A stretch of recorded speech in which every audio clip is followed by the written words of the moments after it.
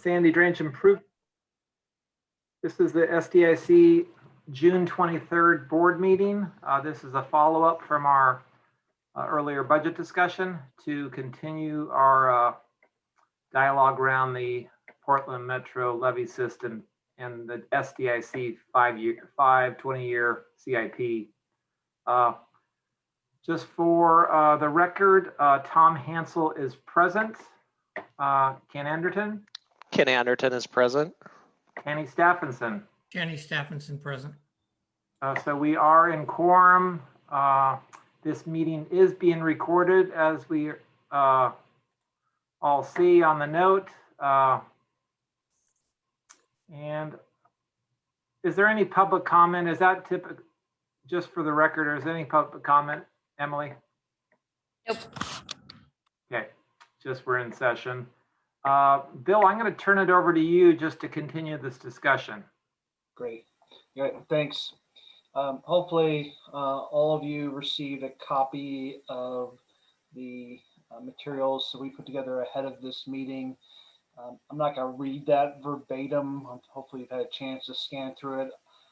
You will see that staff is recommending that the board use the placeholder values found in your CIP that you started to discuss last week.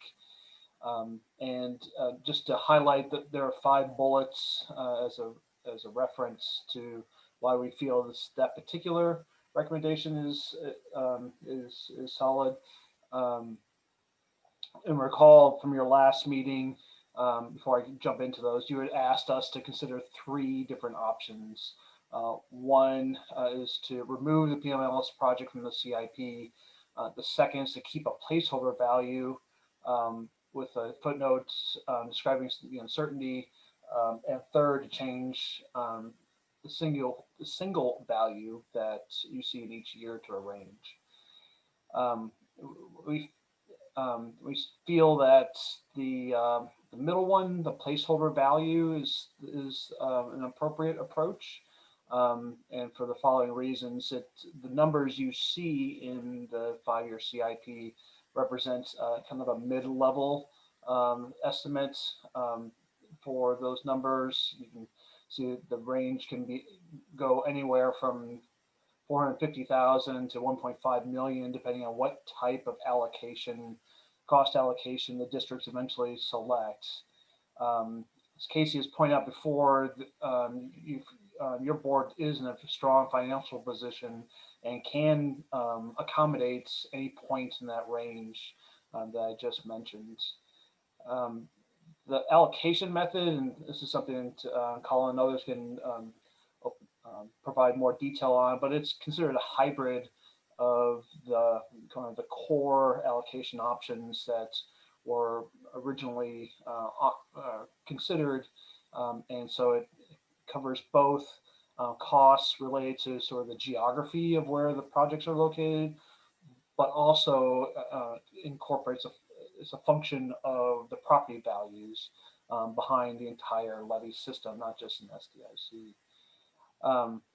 And it's the same allocation methods that the other 3 boards are using to help assess their as their deliberations for their own assessments for next year and the following years. And just as a note, that while you might approve a CIP next week, you certainly have the opportunity to amend those moving forward. So I offer those comments to kick off the discussion, and yeah, looking forward to that conversation and any questions you might have. Ken, just throw them out. Okay. Go ahead, Ken. You can go first. Oh, go for it. I'm just trying to remember what my questions were. Okay, so I do remember some of this being discussed. Okay, I apologize. I really didn't think this could actually come to fruition. Kind of the way that it's the way that it's looking like now, which would be like a 25% across the board, right? 25% across. Oh, if it was equally distributed, that would be right. It would be that would Okay. be the case.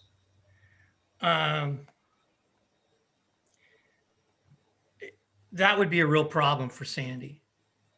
I think I've said that before. Tanny, can I just interrupt? Bill, Yeah. if you can clarify, what I read in the letter, the numbers that SDIC is presented with is based on the project cost and economic benefit. That was the recommended by staff. Yeah, I would. Right, and the economic benefit is a function of the property values of the land behind Right. it. Colin, would you describe it any differently?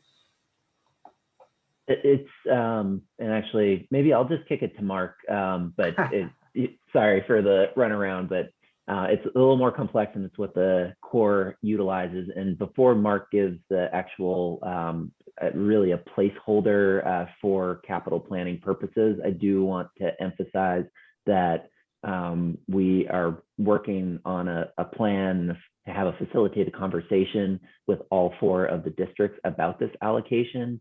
But we definitely thought that it was important to have this reflected, especially when we're looking at 5-year CIPs and further out, for what type of budget planning is necessary. So sort of getting that on your CIP, and from there it can be adjusted, as Bill noted. What the actual allocation is will be determined based on a conversation across the different boards. But I think it's important to hear from Mark what methodology we at least use for a placeholder. Yes, thanks, Colin. Yeah, so we looked at some alternate methodologies so far. We actually have a few more that we might have in the hopper for discussion when we present to the boards. But the one we used was an economic benefits one and one that's weighted between economic benefits and the project costs. So it sort of weighs where the work's being done versus where the benefits are received. In California, they use when there's special assessments to drainage districts, their state law requires it to be based on economic benefits. As Colin said, economic benefits builds on it goes beyond property value, and it more accurately assesses the damage or the benefits provided. So it's based on depth damage curves and the actual levels of inundation that are modeled. So the probability of various levels of inundation are all mixed into that. So areas that might receive less damage, less inundation, also receive less benefit, and are also going to, according to this, be allocated a lower cost. So it's all very proportional. It also takes into account not just building damage based on type of building, and the Corps' economic benefits model literally modeled every single building in the districts. And then we also went and looked at other assets that weren't accounted for on just an as building basis. Normally, building contents damage is assessed at 100% of building damage, but in some cases, like the airports and public infrastructure facilities such as wastewater treatment plants or the Portland well field, we recognize there was assets in those that were not accurately accounted, so higher value that was not accurately accounted for. And so that was all also revisited and added to the model. So we tried to really fine tune it. So people who are receiving benefit are paying, and people that aren't, it's not just on acreage. So if you have a empty acreage with a lot of open space, you're not paying the same rate as an airport that is obviously incurring a lot more costs as a result of that allocation. Is that helpful? Or are there any other clarifications I can provide? That helped me, Mark. I was just trying to make sure we're all looking at the right column. So. And just to let you know, Tom, as I said, we asked one of our consultants with respect to these feasibility studies and asked, what kind of allocations have you experienced? And that's when he brought up the California state law. It was even more defensible than or I should say, it's more backed up by precedent and law than a weighted criteria. So these are all things we're going to bring to you and let you guys explore further, and we'll present some pros and cons, and you can make a decision about what you guys would like to use collectively. Tammy, my apologies for interrupting your questions, but I just wanted to focus on that one. Okay. So I guess the big question for me is the 5.9 million that's in the CIP. And that would be the district share portion. Is that, who's fielding that question? Is that for me, or sorry, I came in late? Sure. Yeah, Tanny, that's correct. But as Casey will tell you, of that 5.9 million, only the 727,000 is included in his calculations of what an appropriate assessment might be for this next year and the next couple of years. The construction costs, in case you will have to chime in for more detail, the construction costs were not included in his calcs and are assumed to be covered by some other way. And that follows what the boards had directed and what Hong was able to work with the Army Corps of Engineers along with Mark to include in sort of our financial capabilities notation, which is the assumption that the subsequent phase, the pre-construction engineering design phase, would be footed by the existing drainage district. So that's that $727,000, most likely spread over about 3 years. The federal fiscal year and our fiscal years are a little bit different. And then the following phase, the construction phase, which is the $5,187,000, based on the current allocation, would be a part of, and I don't want to presuppose exactly what the cost would be, or the means of paying for it, but either through a geo bond or through some kind of new rate, but basically through the new district that would be footed. And it's also worth noting that $5.9 million, while in no way insignificant, is a component of a total of $45 million, which is the 35% share of the total cost that would be footed by the non-federal sponsors, the locals. So it's a component of a $140 million project, in no way insignificant, but is, at least on the current allocation, based on the same modeling that the Army Corps of Engineers utilize.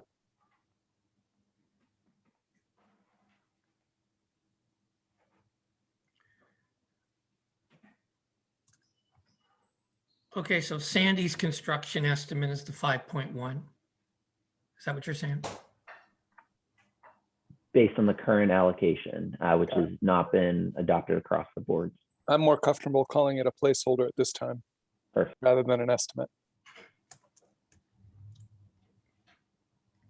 And So- it is a placeholder for our 35% cost share of the total value of services or projects received.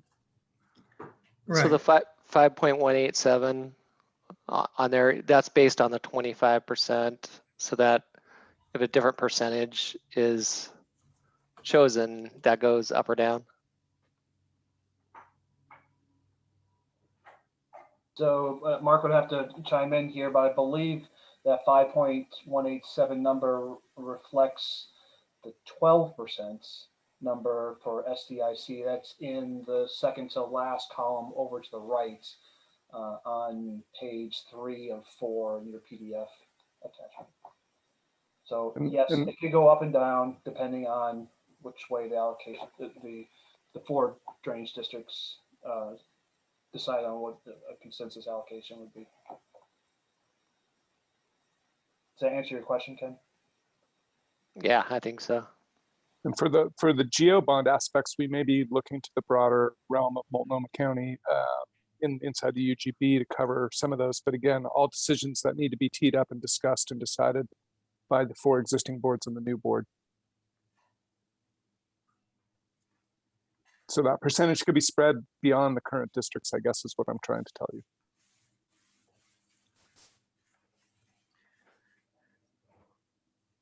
So is the design separated then on the percentages to the construction? Is that the two line items I'm seeing? Mark, can you comment on that?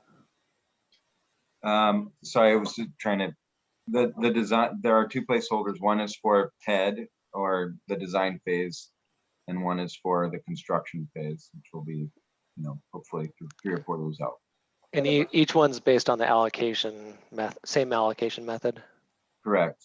And like I said, we use the hybrid allocation, which is a 50-50 project cost and economic benefits. There are pros and cons to all of them. For Sandy, it actually, if you based it solely on project costs, it would be a 16% allocation.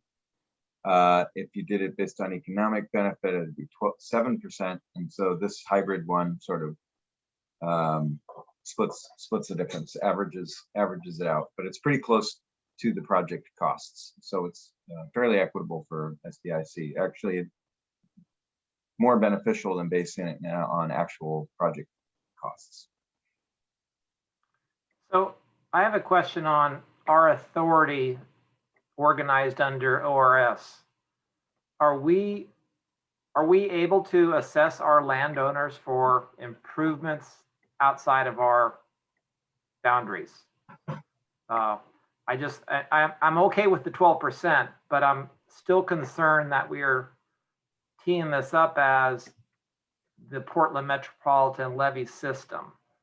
I don't know the legal ramifications, but I want to stay within the law and how we support a CIP plan. I mean, quite frankly, I'm okay up to the project cost.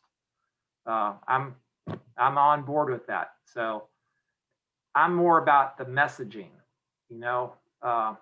SDIC properties are paying for project cost up until dissolution. So it's just, Brian, I don't know if you could, if you have any thoughts on this, or if we can research it. I just want to make sure I'm not exceeding my authorities. No, that's a really good concern there, because the jurisdiction of the drainage, or the district, goes to its borders. Once you start going outside of the borders, you need to have some really convincing arguments to make sure that happens. So when it comes to the actual ability and the way that this is modeled to start putting out project payments, I mean, I think that's when it really starts getting triggered as compared to tentative plans. What I'll do is I'll look into that, give you an update at the next board meeting, so that we can have a firm understanding about what's going on here. Because I mean, when you think about the authority of the district, it starts and stops in its borders. You can have some things that lay outside of it. You might have, for example, a structure that sits outside of the borders, and either you've been assigned to maintenance it or do something with it, but it's tied to the district and its operations. So it's possible to have things that are outside, but it needs to be intimately tied to the operation of the district. So I'll take a look at that, give you an update at the next board meeting. I'm wondering if it should just be footnoted that this is with an assumption of a new district going into a new district, because the reality is we would have to, the project cost would be 16%, right? So I'm with you, Tom, on that. Is the costs are what has outlined within the district boundaries. But we're in this oddity period where we're trying to forecast out going into a new district. So our legal constraints to budget right now is within just the district, but we have to be looking out for the future. And if I may, and definitely independent of that concern and especially the legal analysis where Mr. Sheets as well as MCDD legal team can provide input, I just want to highlight that the Army Corps of Engineers looks at this as a system, and therefore the costs really are developed as system costs, and therefore all the design, engineering, and construction are let as an economy of scale as sort of larger efforts. So I think we have the responsibility as staff to bring you defensible legal cost allocations, but there are some complexities at play that we're not really looking at straight costs when we're looking at this as a system-wide investment by the federal government. So just for reference, if you opted for just the project cost allocation, which would keep within your boundaries, the design costs would increase to 970,000, give or take. That Mark would have to do the actual math, and the total construction costs would increase to just under 7 million, 6.9 and change. Thank you. So has the CFO, is he on board with this accounting process? Because until we're dissolved, he's still gonna have to book expenditures, record work in progress on capital projects. So, you know, I fully believe we're gonna get to dissolution, but until such time, I need to continue to manage within generally accepted accounting practices that we can book our expenses that are incurred in our district. So Colin, I know it's a system, but you have your book. We'll have to pay our fair share. So Nick's visiting an elderly parent, and so I'll make sure, we've already talked, Colin and I, about making sure that legal and finance are part of the ongoing conversation. So we can definitely make sure that he's looped in, and as part of the legal analysis that we're meeting all of our accounting obligations as well. And I can commit to making sure that happens. Appreciate that, Jim. Yeah. And thank you, Colin and Bill and Mark. And I do think it's important to just keep stressing that these are placeholder numbers, and they're going to get firmer as we get into the design process. And a lot of complexity to hand this off to the new board, but we're going to get there. So I guess it's back to, you know, Ken's comment, you know, how we message it, the footnote, you know, this is a placeholder, you know, that the out years is where I get more nervous, that, you know, the 26 on, and I'm, you know, hopefully there's a GO bond that's funding all that. But until such time, if there's a way we can clearly identify, it says revised allocation, but I want to stay within the SDIC realm of these are our cost, not the system cost. That's, you know, I still think that's a TBD to me. So I don't know whether this will be sufficient for you guys, and I think you're raising a really important point. We should nail it, get it right. I still have to draft transmittal memos that go with these budgets for each of the districts, and I can certainly ensure that I highlight this point in the transmittal. And I think it's probably worth talking to Nick and Hong and Mr. Sheets, if you want to join in any sort of footnotes in the actual budget documents. We should try and make sure we include some of that. I think that's workable. And that would be easy to note at format. Hey, we made these changes in all the budgets, and they're there to clarify, because I think other board members share your concerns. So yeah, I mean, quite frankly, 3 districts should be buying MCDD dinner, given the direction the costs are going. So I'm glad you said that.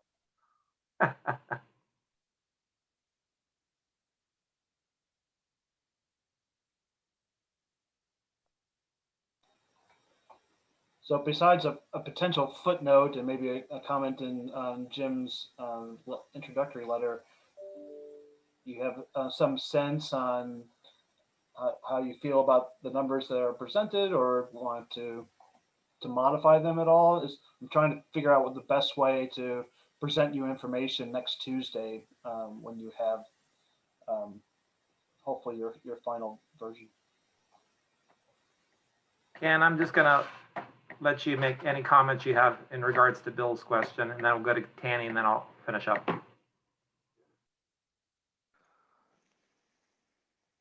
Will, are we done with this discussion? Because that might trigger some more questions I have. But no, Bill, I feel comfortable in terms of the info, knowing that we will footnote this, and these are just placeholder numbers. They're for purposes of the entire levy system, but no final determinations have been made yet because they may change.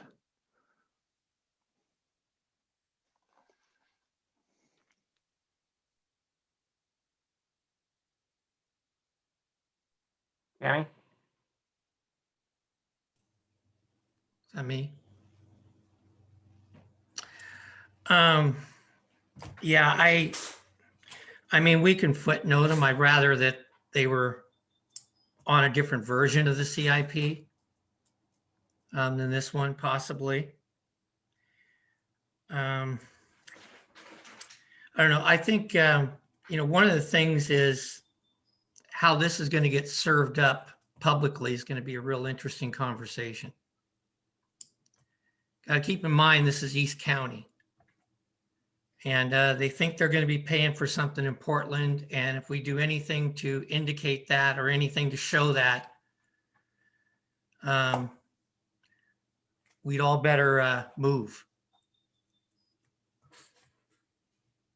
So given that the current placeholder demonstrates that actually if we did it based on project cost or economic value, you'd be paying more, does that help or hurt the concern that you just raised, which I think is a valid one?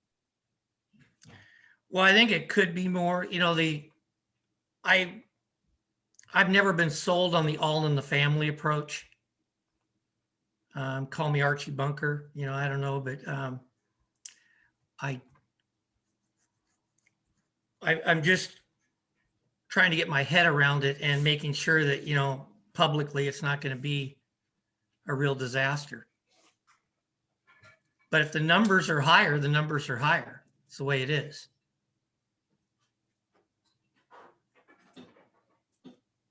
Tanny, can I ask, would you be okay if the CIP did not say PMLS, but it just said SDI share of project cost towards, and so it's our cost, it's not just kind of removes the allocation. It's just our cost of the overall core work.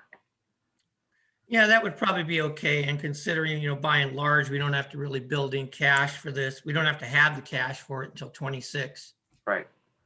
And I think, overarching is if the GO bond doesn't pass, what is plan B and is there a plan B? Yeah, so Bill, Colin, Mark, would that be reasonable to kind of recraft the project description on the CIP document just to say SDIC projects towards Army Corps work or the Army Corps' projects? Kind of remove it from the levy system, the broader levy system. Is that reasonable? Let Knowing Bill our answer that. I just want to just make a note because I believe that I heard Tanny say that we don't need the cash until 2026. And I just want to reemphasize that what is actually in the CIP is just the pre-construction engineering design cost, that $727,000 placeholder to be further described. There is cash, there is a contribution necessary before 2026. So that's why it shows up in 2023 budget. So just want to emphasize that there is cash needed to move through that PED phase. The construction phase is likely to be seen in the 2026, and that is not shown in your CIP. Well, right, for the 727, right? Yep. I'm talking about the $1,000,001 and the $4 million. Okay. Yep. Yep, Thank you. So the first year is shown, Colin, for the construction in 2026 in the 5-year plan. So I just want to make sure I can I heard the proposal correctly. Instead of in the matrix here that you see in the last page of your meeting materials today, and in the description in the CIP package, you prefer not to reference the PMLS activities, but instead use the term Sandy SDIC contribution towards Corps of Engineers improvements or something to that effect. Is that appropriate? Thumbs up. Could I make a friendly amendment, say, core improvements within the district? So I have a question on that, because just based on what Tanny mentioned. I thought that through the levy ready work that there was an acknowledgement from all jurisdictions that it is within a system now. With a core looking at this as its entirety and being able to get core money to fix, to be able to certify it as well. So it seems like there's a little disconnect there that I realize it's bad that potentially that it's looked at, we're fixing something outside of East County, but in reality we are. So, right, because it's a system.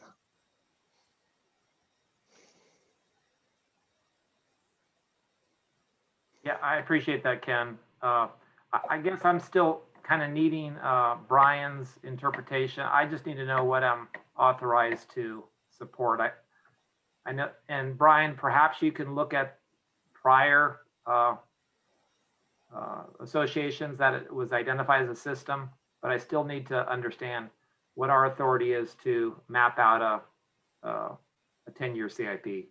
So, Right. So as far as if you're looking for the lowest risk thing to do right now, it would just be to take care of what's happening within SDIC. That's the lowest risk right now. So that would be, just to make sure I understand, Brian, make sure that's the project costs. Sorry, yeah, the project costs column, 16% of the total would be SDIC's responsibility. Is that what you're advocating for? At this present point in this particular meeting, with the information that I understand right now, that would be the least risky position to take. And I would just point out that if one of the risks that we're trying to manage is public perception and how this lands, we do set ourselves up for a different number that could be larger later, or connection back to the system. And so one of my arguments about including this now is for transparency purposes, with the appropriate caveats that it's not figured out. So again, we're kicking a different risk down the road a little bit by taking that approach. But I'm not a lawyer either, and I want to respect the legal authorities of the district.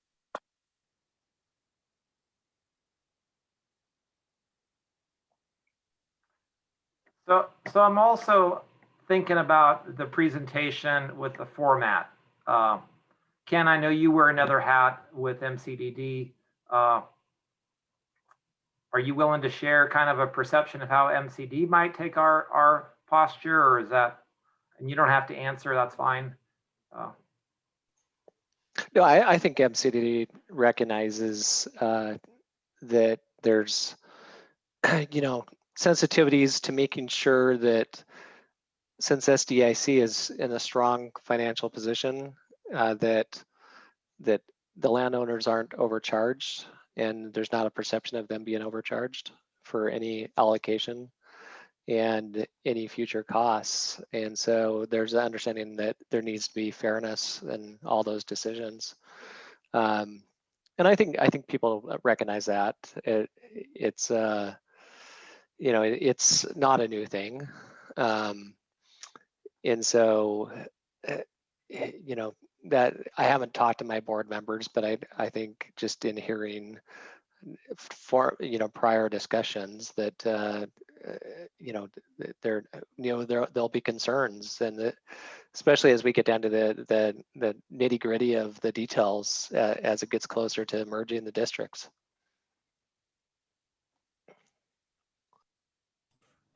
That there would be concerns?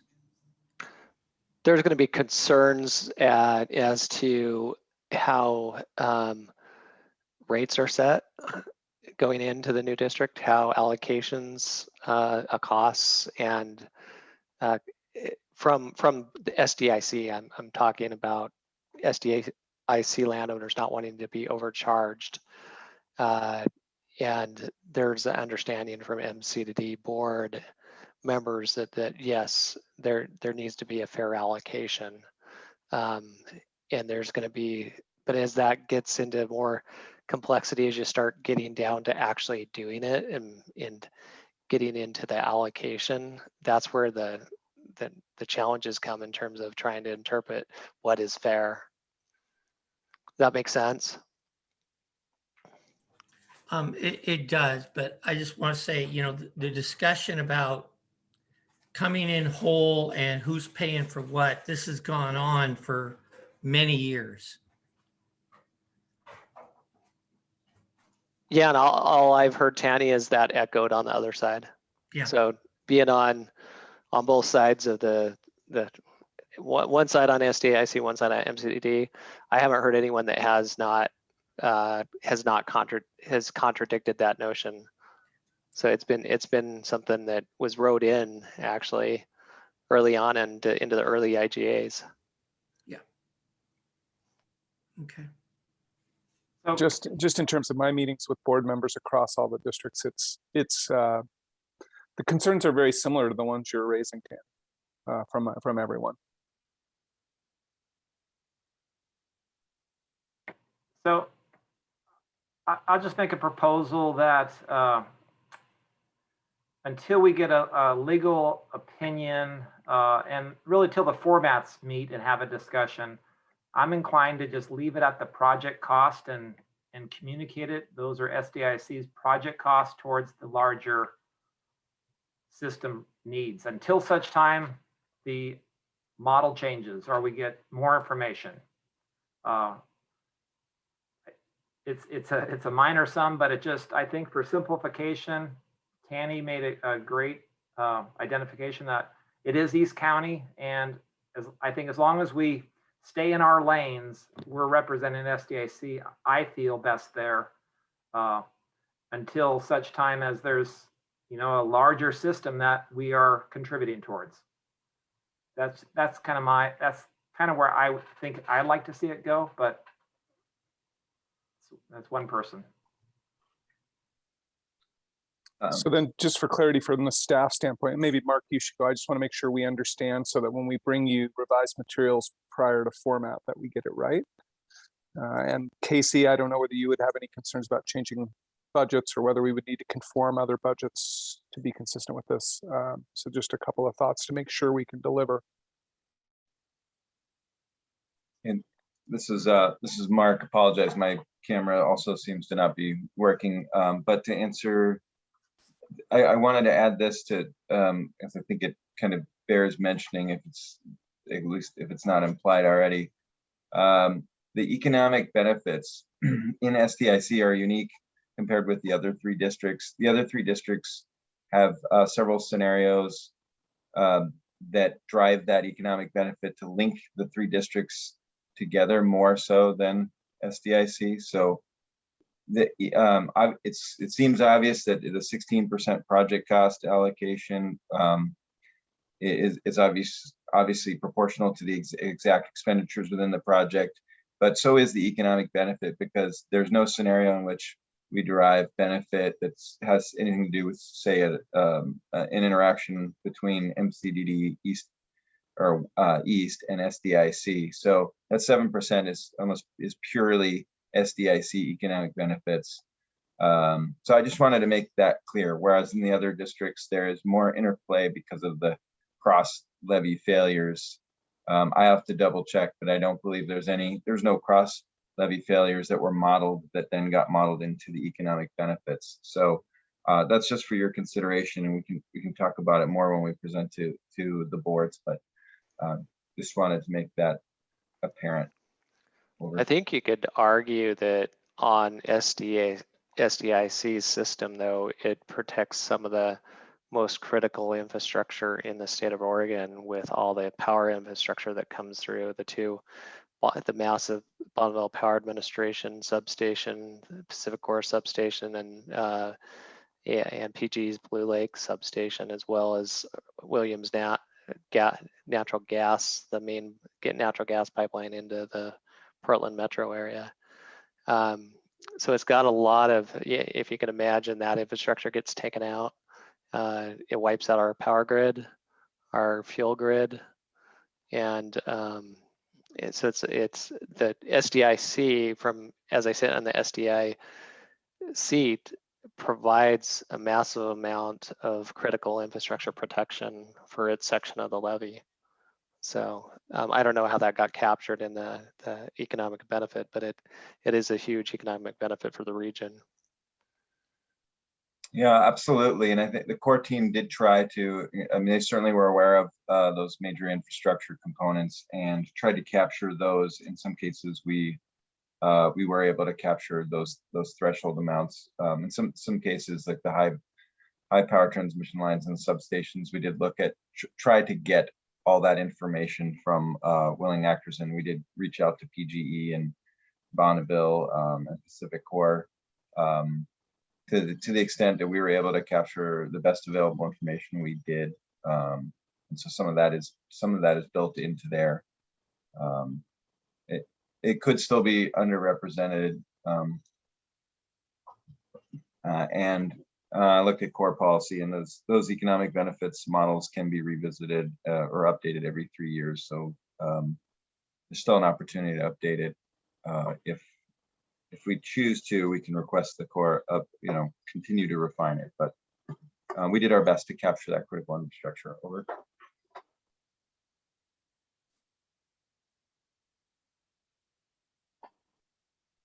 Mark, thanks for reminding us about the economic benefit and your comparison with the state of California. And again, I think this is just part of that, just to verify that's legal ease that we can allow in Oregon as well. So, and Brian, I think you'll probably look at that as well in your review. Yeah, and even though it is a process that they use in California, I'm not sure if it's been adopted here in Oregon as well. So it's a good example to look at to the extent that it's enforceable or is a legal method in Oregon is something I'll have to figure out.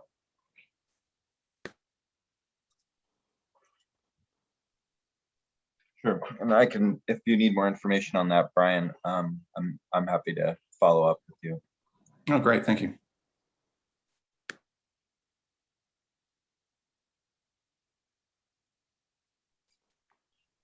Any further discussion or questions for Bill, Colin, or Mark? Staff team, do you feel like you have clarity on the changes that we need to make prior to format? I just need a couple additional clarifications. One, I thought there was a question for Casey about whether this allocation, if we go with the project cost option for 16%, with how that might impact, if it does, impact the other districts. A, and then B, I want to do a follow-up afterwards. Hey, Casey, can I just interrupt? I just want to, so Bill, I guess SDIC, I'm trying to posture us, we're going to cover our project costs, knowing project cost and economic benefit is less. So I'm not asking all the other districts to change their budgets. It's just, I think we can set our budget to meet the 16%. And it may very well revert back to the 12%. It's just how we posture it. Yep, that's what I was tracking too, Tom. So yeah. From my perspective, which is, I think, narrower, I don't see that any changes that you've been discussing today are going to affect certainly the 21-22 budget. The only issue would be whether you would need to increase assessments in order to reach a level that you need to reach in order to hit the estimated costs over 5 years. And I'm not seeing a significant change there, certainly not a significant upward change. So, you either got to increase your assessments in order to get the money that you need to meet your obligations, or you can reduce your assessments because you're not going to need as much money. You're already looking at ending year 5 with $1.4 million in reserves, which is, it's more than your annual budget. You're very healthy there. That doesn't include the construction costs of 1.1 million in year 5. So assuming that you're going to stick with a flat level of assessments, what you're talking about here today is not going to affect that at all. And even if it had the potential of doing that, I would recommend that since this thing is still so up in the air, that you don't change the 21-22 budget. You've got time in the next 3 years to start adjusting your assessment levels if necessary in order to meet a different number. But since you don't know what it is, I don't think you speculate on what it might be unless you're willing to raise assessments against a worst case, and I wouldn't recommend that.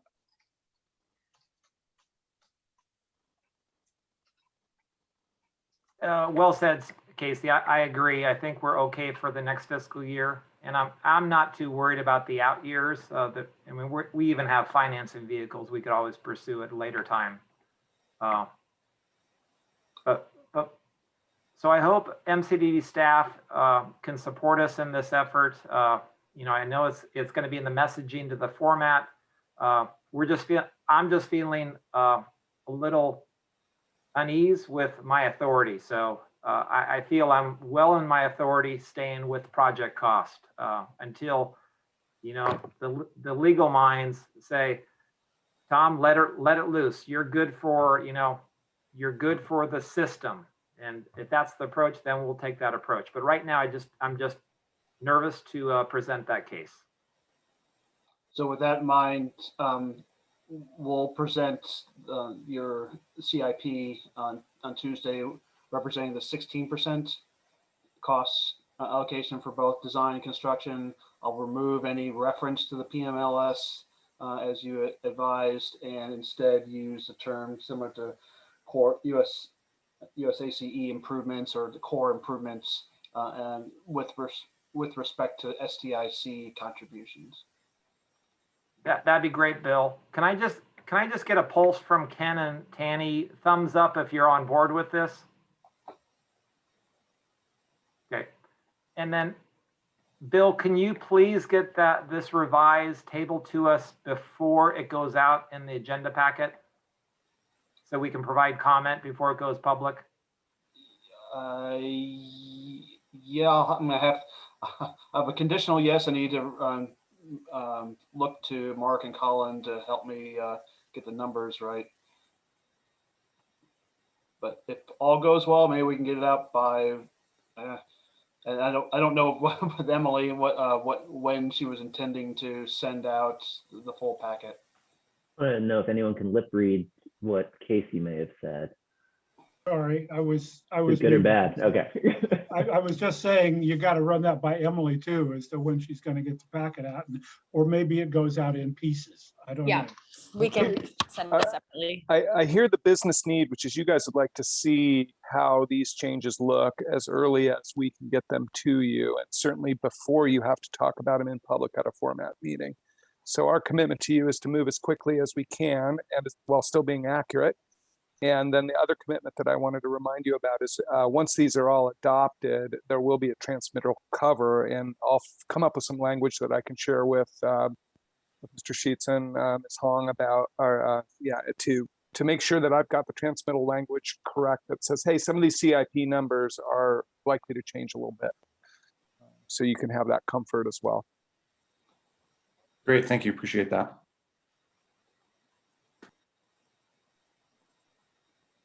So thanks Tanny, Ken, for the discussion. Staff, really appreciate your support and putting up with me especially. So, so I guess we're on a new business, and any new business to discuss? I do. I have some new business. I'll just jump into it right now. So Jim, this is just for your background. SDIC is involved in a condemnation proceeding that was spearheaded by the Oregon Department of Transportation. And that was to condemn the pathway that is being used for the 40-mile-hour or the 40-mile loop. Are you familiar with this? I'm certainly familiar with the 40-mile loop, and I just got my first wind of this particular action in an earlier meeting. So I thank you for bringing it up. Let's hear more. Okay, great. So the way that this suit has turned out is that ODOT served Georgia Pacific with their complaint and deposited their $15,000 bond with the court so that they could take possession of the easement in their condemnation. I've been working back and forth with the Department of Justice to explain our position with it. We did have an issue with how they drafted their complaint, saying that they were going to basically be able to exclude SDIC on top of our pre-existing easement. And that's why we were brought into the lawsuit, because we did have a property concern there. So I got an update today from the DOJ stating that they obtained an order of default against Georgia Pacific because I don't believe Georgia Pacific ever responded to the complaint, never filed an answer. I don't know if that was on purpose on their sort of cost saving efforts there, because the only question when it comes to a condemnation suit is if the compensation was just. So they got an order of default against Georgia Pacific. Metro is going to be dismissed from the suit after getting a subordination agreement stating that they're not going to be affecting any of their properties there. And we are going to be dismissed from the lawsuit after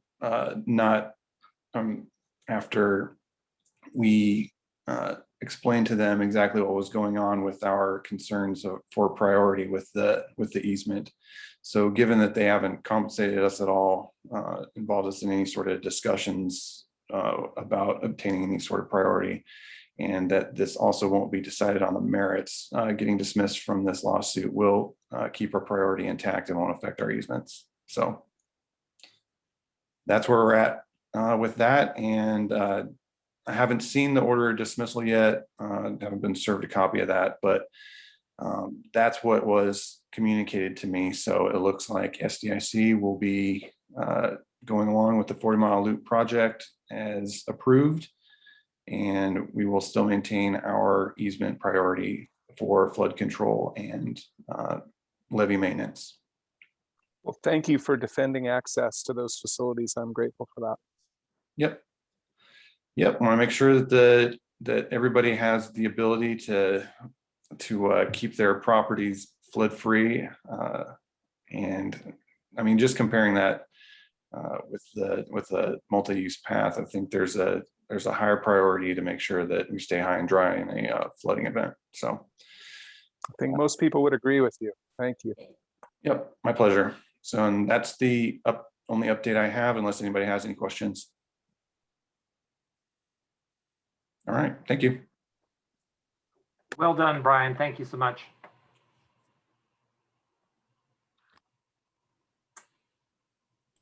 Other new business? Danny? Couple of things. I was wondering where we're at with the gate tower. And had complaints of issues with homeless on the levee. And what I know it's a regional problem, societal problem, but what are we doing? Can we have a conversation with MCDD about what they're doing? Because right now it's becoming a problem. Bill, do you want to address the gate tower first, and I can talk a little bit about some of the work we're trying to do on the homeless question? Sure. Yeah, absolutely. And I'll do so by seeing if Mark is willing to be to describe what he's intending with the LRC group next year to do an alternatives analysis. Sure. Next year we are doing alternatives analysis, looking at the potential to either abandon in place, replace in kind, or there are some new there's a new concept that arose in which we would put basically at grade gate valves on culverts on the ends of the culverts going through the structure. So so we'll be looking at the feasibility of that last new alternative, and then probably getting board inputs on those options and see where our scoping efforts will proceed from there. Over. Right, and just to add to Mark's description there, which was right on point, I have been pushing for that alternative design under the theory that it's something the boards could consider to make improvements to the gate tower and the drainage culverts to simply meet the requirements for the FEMA accreditation process. So you may not need to make or spend $2 million just to meet the FEMA accreditation mandates. And if that's the case, you should at least know that. And you may choose not to go that direction, and you may choose to go with a different direction like decommissioning. But I want to make sure that you understand the pros and cons of each, because what I'm envisioning is substantially less than those dollar amounts, but it would just be a short-term fix, right? And so you'd have to still deal with the issue long-term, and that's just a conversation that this group would have to have. And MCD would have to have, knowing that they would have to put in hundreds of thousands at least to put in a new pump station and discharge line to Fairview Lake likely. So does that answer your question? So Mark, when does and do you have an idea of when the timeline is for that alternatives analysis yet? Yes, we are planning on sort of having that having contracts in place and kicking that effort off in about Q3 of next year. We are giving some deference to our procurement backlog, so that's when we chose to start it. So Q3 starting, this is at January 2022 or October? Correct. Okay. So, but so probably this time next year, we'll be having a conversation about those options. So that's looks like what the timeline would be. Correct. Okay. So until then, it's kind of a Hatfield and McCoy thing. We kind of let sleeping dogs lie for the time being, and we'll have an opportunity to discuss in more detail. If your board and MCD would like to discuss the two options that currently exist, I'm sure staff can make their time available to try to structure those conversations. Okay, thanks. Bill did try to make me climb up to the top of it, but I wouldn't. So, and just I think everyone is aware that the Levy Ready Columbia business cases for the existing options are available, and again we'll be refining those and adding the potential third option. But if you need a refresher on the existing options, those are available. Over. But weren't they with all the benefits added in like 4 to 6 million, if I remember right? I don't think. Yeah, I mean, if you added, there was an associated multi-benefit project nearby, and that would increase to that sort of magnitude. But obviously, those none of those multi-benefit options are integral to the project, so they could be separated as an option or an add-on. So the pure project cost was guesstimated, I think at estimated at about 1.75, but that's off the top of my head. To decommission. To decommission, I think the decommissioning and replacing kind were similar, I think within $200,000 of each other, but again, that's off the top of my head. So Okay, we can provide those and refresh all of our memories. thanks, Mark. So moving on to homelessness and acknowledging that the issue transcends any particular city or county boundary.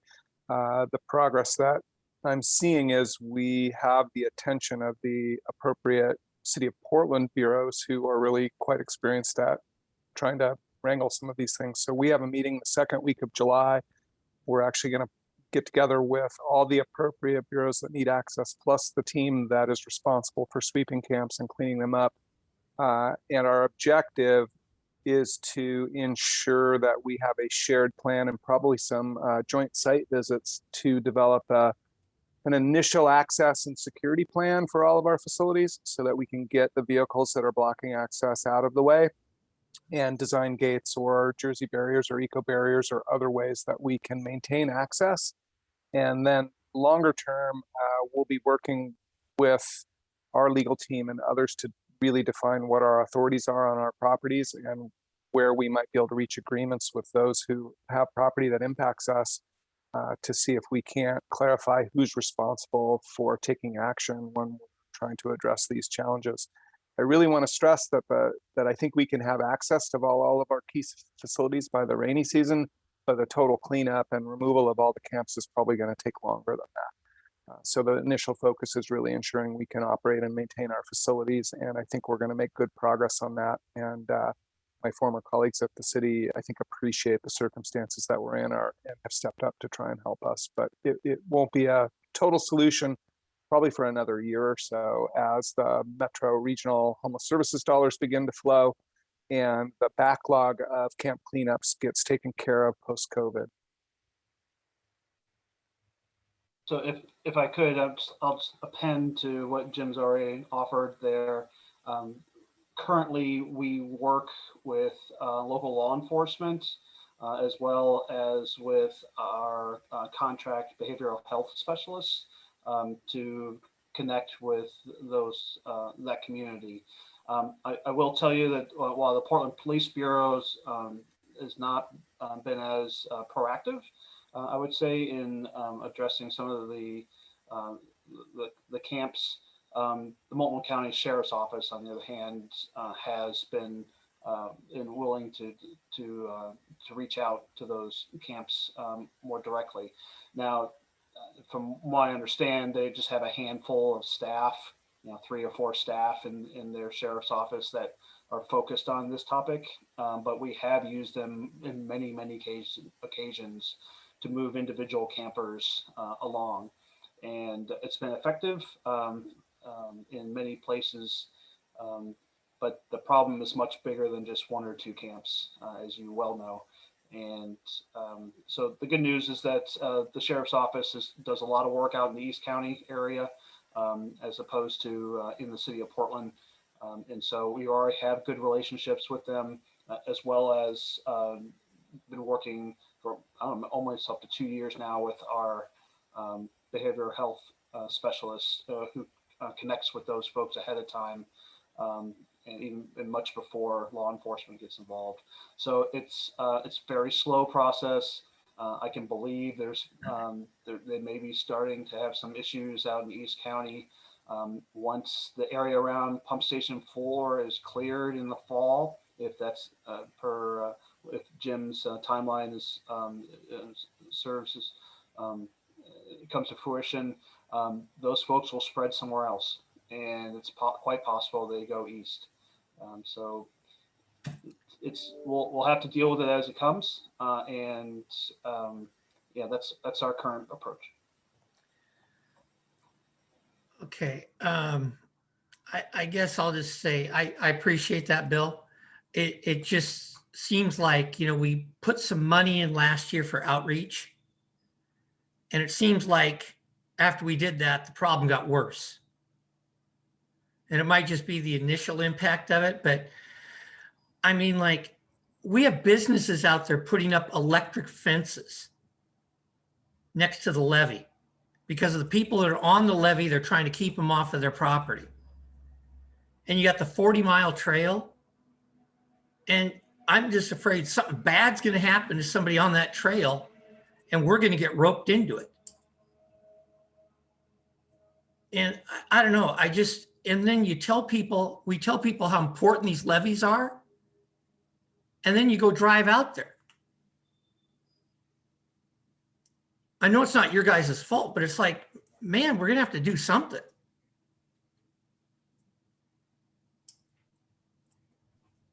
I guess the only thing I have to offer is I see all of the other utilities really trying to come to grips with the same challenge. And so what I'm beginning to see is more of a coalescing by the utility actors to try and create better policy or more resources to address the critical infrastructure needs. And again, I think it's just going to be a while. Hopeful that with the vaccines and so on, you're going to see more aggressive cleanup. You're going to see better service provision. That all got slowed down, and a lot of the garbage cleanup literally stopped. And those things are all getting restored now. Ken, you can probably talk about the port was in the same boat. ODOT was in the same boat. Metro was in the same boat. And the city was in the same boat. All of those crews now are being restaffed and being put out on the street, and additional dollars are being dedicated by many jurisdictions to help address the challenge. And it's not satisfactory, but I think it's where we're at. No, I know. And one thing, Portland's doing a little thing now, or at least recently, is they're dropping them off at the city limits, which is awfully close to us. And when they tend to get dropped off, they don't wander west, they wander east. Maybe they get a compass when they get dropped off or something that might help, but we seem to be getting more of them. I think it's a struggle everywhere, Tanny. You go down the I-5 corridor. I just went down to Eugene this weekend, and they're along Salem, along I-5. You know, it's unfortunately a West Coast issue, but more importantly, a major Oregon issue. It's in every single town, and it definitely has gotten much worse. The port's been trying to address it on Northeast 33rd as much as we can on the cleanup. And we've dedicated a substantial amount of resources and money to that. And the problem that we have is we clean it up and then a day or so later it gets repopulated. And so, you know, we're trying to prevent environmental damage as best as we can, but also, you know, loss of human life or people getting hurt as well. So on the SDIC portion, we've worked with the city on cleanup and police response on a few camps here and there that are border our property or on our property. Ken, if you don't mind, I'd just like to add too, because Tanny, you brought up the money that SDIC contributed and to our houseless outreach efforts.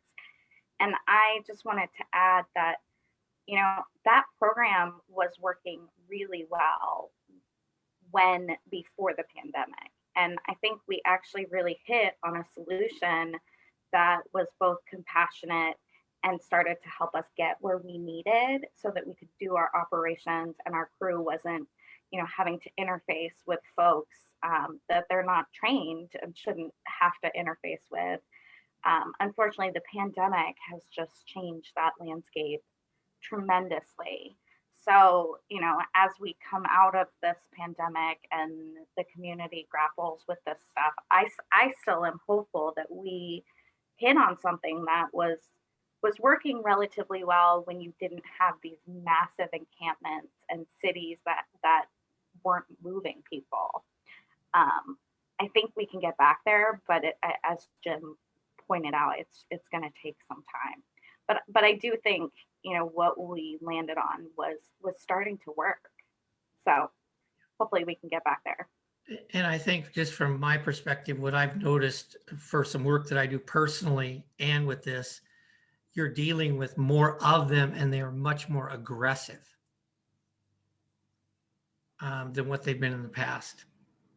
They were just kind of there before, and now they're using firearms and knives and machetes and all sorts of things. The level of desperation, I think, it has increased as the pandemic has gone on, and so we've seen some of that as well.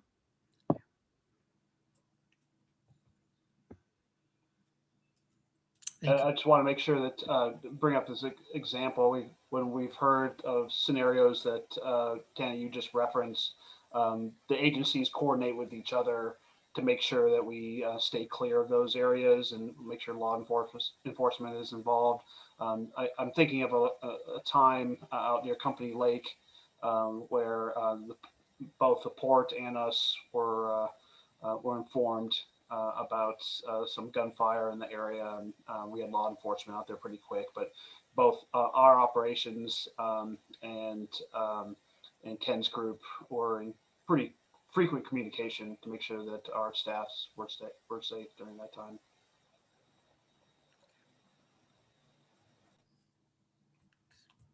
That may be part of the development that we get with some of the city bureaus too, where they don't want to send their crews out alone. So we may, again, I'm making this up at this point, but maybe we could try and schedule maintenance together and so on. So where the water bureau's out doing their well field, we can access our pump station and so on and save us each some money. But we'll see where that goes, and I'll be able to give you an update towards the end of July. Thank you.